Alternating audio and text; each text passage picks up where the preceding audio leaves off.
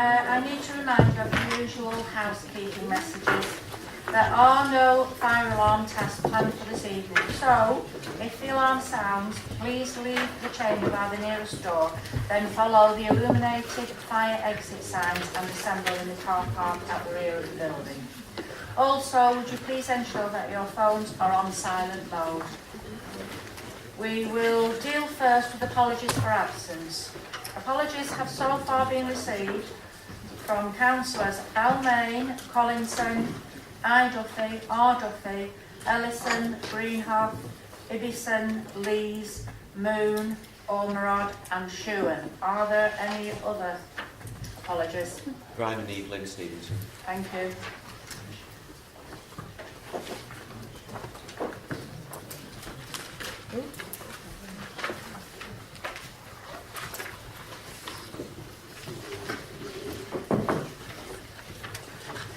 Next is declarations of interest. Do any members have any interest to declare? No, thank you. Councillor Michael Vincent will introduce the report, but before he does so, I would like to propose that if necessary, because of the complex nature of the report, the Head of Planning, David Plough, and the Planning, Policy and Economic Development Manager, Raya Silidou, be allowed to answer any questions relating to technical aspects. Those in favour, please show. That's unanimous. The proposal is approved. Councillor Michael Vincent, would you please introduce the report and propose the recommendations? Thank you. Thank you, Madam Mayor. The hard work, dedication and determination of the officers to deliver a local plan that is approved by the inspector after just one round of hearings cannot be overstated. David, Rhea and their team deserve our highest praise, and I believe I can speak on behalf of all members when I thank them on behalf of this council. Other than the major modifications detailed by David and Rhea at pre-meeting training, the plan you have before you is the one approved previously by this council. Members have been able to access the inspector's report on the local plan section of the council's website for a while now, and so I trust that those members have had sufficient time to do so. You are voting tonight on these three main modifications and to give final approval to the implementation of the plan.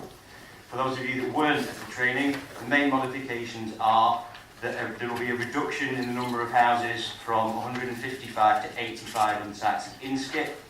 The number of houses on the development for affordable housing to kick in has gone from 11 to 10, and the annually assessed number has been reduced from 460 from 464 simply because of the reduction it is. Where was I? Thank you, Madam. So you are voting tonight on these three modifications to give final approval to the implementation of the plan. It is also requested that powers be delegated to make minor editorial changes prior to publication. None of these will change the purpose or intent of any aspect of the plan or its policies. If they were to do so, these would become major modifications and would still require the consent and approval of full council. I am sure members will agree that it is not a good use of this council's time to be approving minor changes to the plan, and that it is appropriate for the Head of Planning Services to do this on our behalf. Planning is often a thankless task, and there are aspects of the report that I am sure each member and the residents of their ward are not keen on. This could be no more true for myself and the residents of my ward and neighbouring Tye Farm ward. However, the plan is evidence-based and has been approved by the inspector. We could look at the evidence again, but the outcome would be the same. The choice before you is a simple one. Approve the report and implement the plan tonight, or face planning applications being made based under the NPPF and the now out-of-date 1999 plan. I submit to members that this is not a choice that should require much, if any, deliberation. I recommend the proposals, Madam Mayor, and repeat my thanks to all of the officers involved. Thank you. Is there a seconder for the proposal? I second that, Madam Mayor, and reserve the right to speak. Thank you.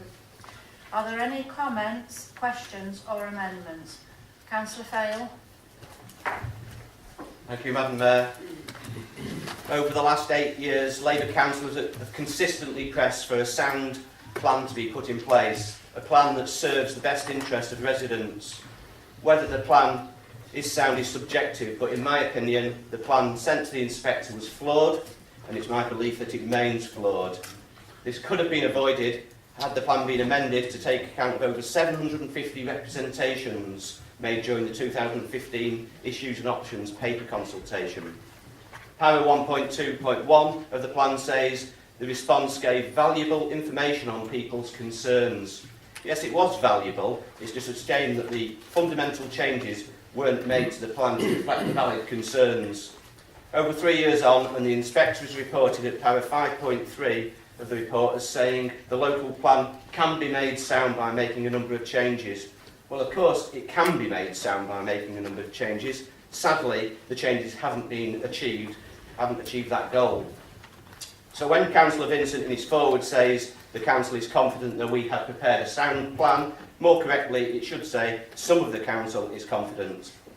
Having a plan will stop some inappropriate development, but this plan won't stop all inappropriate development. In fact, in the absence of a robust plan to provide the necessary employment, transport infrastructure and public open space, this plan is actually proposing managed inappropriate development. It shouldn't be a case of build the houses and see what happens, but for decades that is exactly what has happened, and it's set to continue. There needs to be a fundamental culture change with provision of additional employment and improved transport infrastructure and the meeting of open space obligations seen as a prelude to housing, not an afterthought that never materialises. The plan for in the region of 9,000 homes in the period 2011 to 2031 suggests that Wyre's population will be increased from 108,000 in 2011 to 128,000 by 2031. That's a massive 19% increase. Strangely though, the plan before us suggests at para 2.3.3 that in the 20-year period, Wyre's population will increase to 114,500. A 6% increase. The inference is, of course, that either too many houses are planned or the demand from migration into Wyre will meet this 13% difference in projection. Now, Wyre is a great place to live, and I don't blame folk for wanting to come and live here. As an aside, the only folk who seem to choose to live outside the borough are Conservative councillors, but each to their own. Anyway, for those coming to live in Wyre, they should expect to find jobs readily available and for the borough to have a transport infrastructure to meet the needs of an increased population. Sadly, the council has failed to replace the thousands of jobs lost from Fleetwood Port, ICI and Norcross, and the increasing daily commute out of Wyre, now around 50%, tells its own story, in that although some jobs have been created, there simply aren't enough jobs in Wyre. The council has also turned a blind eye to our deficient road infrastructure for too long, and it's highly unlikely the planned A585 bypass will make things better. Unlike a bypass to the motorway, the Mains Lane bypass will do nothing, little or nothing, for Thornton, Cleveland and Fleetwood, and may not even cater for the proposed volume of housing in Poulton and Carlton. Congestion is likely to get worse west of Schiphol roundabout, given the scheme's design and the huge increase in housing and commuting that will result from this local plan. Astonishingly, the local plan fails to recognise the need to reinstate the Poulton to Fleetwood rail line, despite it crying out for a vision to improve connectivity and address congestion. The lack of a vision will only succeed in delaying the reinstatement. Without a plan to provide sufficient local jobs and a transport infrastructure to actually support the volume of house building proposed, councillors are faced with approving this local plan, which will result in inappropriate development, or rejecting this local plan, resulting in continued inappropriate development. Either way, this is damaging to the area and its residents. Why Conservatives got this council into this pickle it faces by not listening to the results of the public consultation, and it was Conservative councillors that voted for the draft plan to go to the inspector without the fundamental changes it needed. Residents of towns across Wyre should feel let down because their concerns have been ignored, let down because the borough's current problems are not being addressed, and let down because those problems are about to be compounded. Thank you, Madam Mayor. Thank you, Councillor Fayle. Councillor Anderton. Thank you, Madam Mayor. Firstly, may I place on record that the Labour Group recognises the incredible amount of work which has gone into the production of the local plan and would like to thank the officers of the often understaffed planning department for their efforts. Unfortunately, those planning officers have been let down by the direction or lack of from this Conservative administration in much the same way that our residents have been let down by the plan that is before us today. I agree wholeheartedly with Councillor Fayle's previous comments. As a representative of Fleetwood, I can tell you from personal experience that our roads are already at breaking point. My employment means that I, like many other workers, commute out of Wyre. On a good day, my 11-mile journey across the Fylde coast takes 30 minutes. On a bad day, the current unenviable record is 1 hour 40 minutes, which equates to over 9 minutes to travel a single mile. I am extremely concerned, as are many of our residents, about the prospect of an additional up to 9,000 homes and the ensuing gridlock that these will bring to our already congested roads. The fact that this local plan could have set out a vision for a reinstatement of the rail link from Fleetwood and has inexcusably failed to do so is quite frankly a dereliction of duty. Whilst I welcome the fact that this long overdue plan is now before us, I am unable to support it wholeheartedly due to the terrible impact the proposed new homes will have upon our already overwhelmed and exhausted transport infrastructure. Thank you. Thank you, Councillor Anderton. Are there any other comments or questions? No? Oh, sorry, Councillor. Yeah, can I just check, Madam Mayor? Members of the Planning Committee, are they allowed to vote on this? Yeah. Councillor Vincent, as the proposer of the recommendations, would you please respond to the debate? Thank you, Madam Mayor. Firstly, this is a local plan for planning all matters which Wyre Council have authority.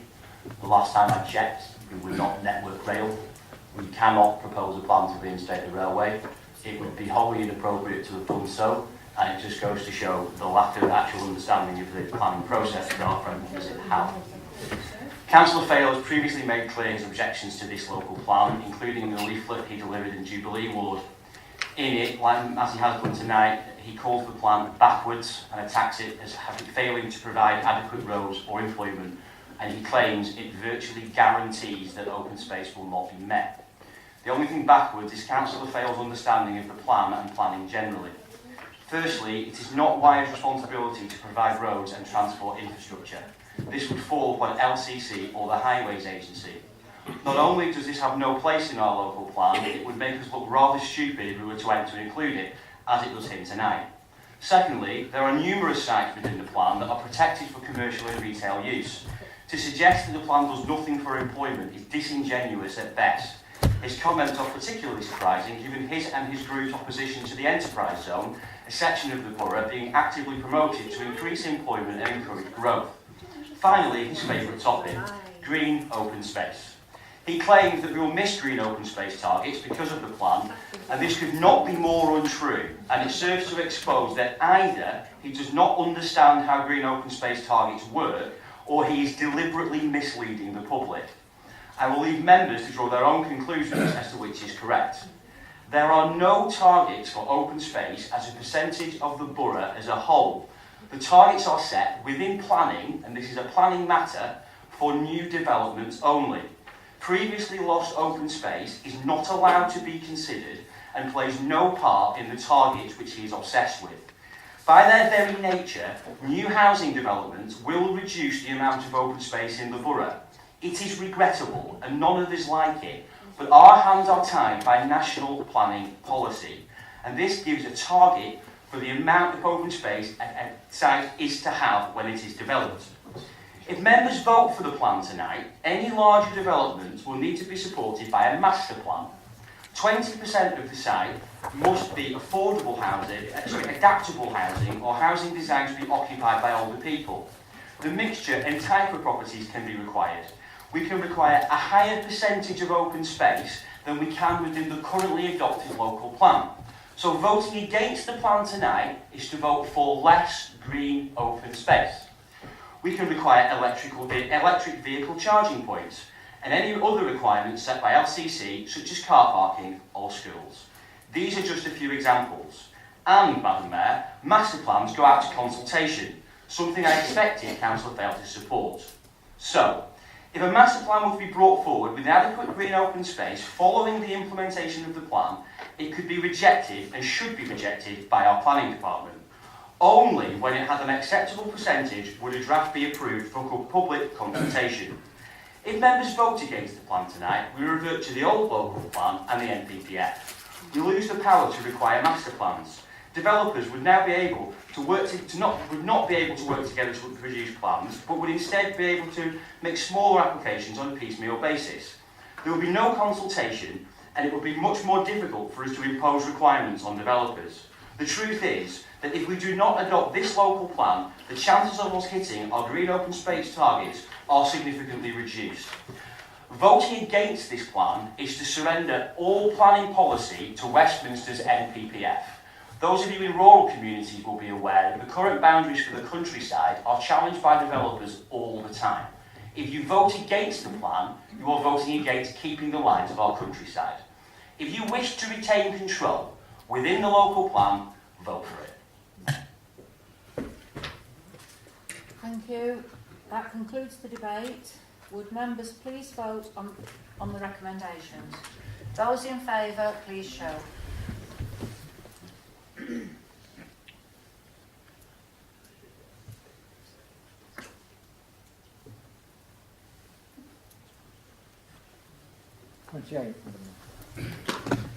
Thank you. Those against? 1. And any abstentions? 6.